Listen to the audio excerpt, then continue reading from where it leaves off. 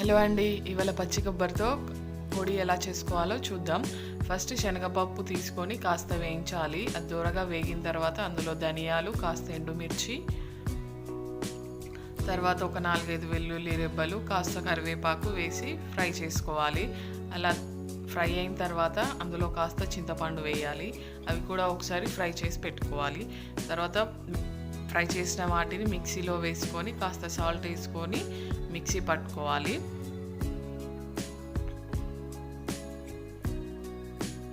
అలా మిక్సీ పట్టుకున్న తర్వాత పచ్చి కొబ్బరి ముక్కల్ని తీసుకొని అవి కూడా మిక్సీ పట్టుకొని ముక్కుడులో కాస్త ఆయిల్ వేసి పచ్చి కొబ్బరిని ఆయిల్లో కాసేపు ఫ్రై చేయాలి. ఎందుకంటే అందులో తడిపోయి ఫ్రెష్గా ఉంటుంది.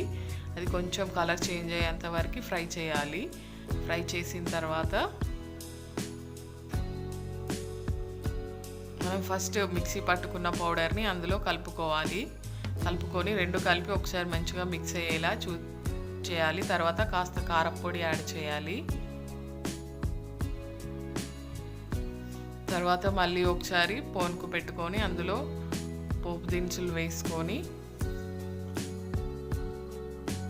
అవి ఫ్రై అయిన తర్వాత మనం ఇంతకుముందు పట్టి పెట్టుకున్న పౌడర్లో కలుపుకుంటే ఎంతో టేస్టీ ఉండే కొబ్బరి పొడి రెడీ. పచ్చి కొబ్బరి పొడి.